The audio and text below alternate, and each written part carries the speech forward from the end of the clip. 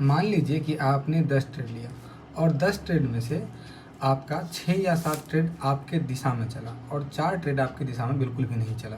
मतलब 4 ट्रेड में आपका एसएल हिट हो गया, जो कि 100 रुपये का एसएल हिट हुआ, और बाकी 6 ट्रेड में आपका टारगेट बुक हुआ। यानी मान लीजिए टारगेट आपका 250 से 300 आप टारगेट रखिए, क्योंकि अगर मेरे पास कैपिटल 5 से 6,000 रुपये, फिर 5,000 रुपये है, तो इतना ही हमारा बनता है।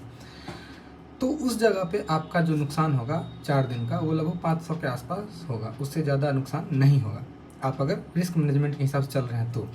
और अगर आप टारगेट को बुक कर रहे हैं और अगर आपका ट्रेड 6 या 7 बार आपका ट्रेड सही जा रहा है, तो लगभग आपके पास जो है 1500 से 1800 तक आपका प्रॉफिट होगा ब्रोकरेज काट करके।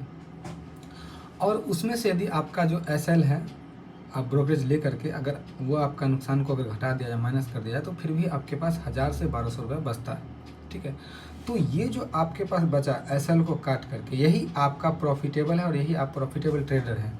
तो इस प्रकार से बाज़ार 20 दिन का चलता है मार्केट में, और 20 दिन के हिसाब से अगर देखा जाए तो आपका अगर एसएल अगर मान लीजिए 8 दिन या फिर 5 दिन या 7 दिन अगर आपका एसएल हिट हो रहा है, और बाकी अगर आप जो है सो 15 दिन, अगर मान लीजिए 12 दिन 15 दिन अगर आप प्रॉफिट, आपका टारगेट बुक हो रहा है, या फिर आपका एसएल आपका नुकसान नहीं हो रहा है, आप प्रॉफिट में हैं, और आपका ब्रोकरेज काट करके सारा माइनस करके अगर फिर भी आपके पास बच रहा है, तो आप एक प्रॉफिटेबल ट्रेडर हैं। अन्यथा आप एक प्रॉफिटेबल ट्रेडर नहीं हैं, क्योंकि यहाँ कैलकुलेशन होना चाहिए। बहुत सारे यूट्यूबर जो होते हैं जो फेक कैलकुलेशन आपको दिखाएंगे, असल मार्केट में ऐसा नहीं होता है।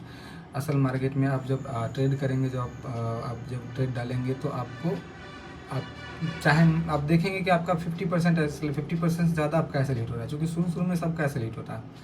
और अगर यदि आपने एसएल नहीं लगाया, तो आपका 15 से 16 दिन का कमाई, 10 से 12 दिन का कमाई एक दिन में बाज़ार ले लेगा। और बहुत बार मेरे साथ ऐसा हुआ है।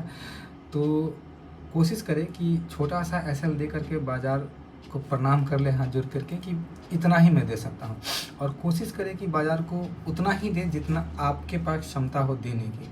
अगर आप ज़्यादा दानी बनेंगे तो बाज़ार छोड़ेगा नहीं। दानवीर कर्ण बनने में यहाँ कोई फ़ायदा नहीं है। यहाँ हम बाज़ार से लेने आए, देने तो बिल्कुल नहीं आए हैं।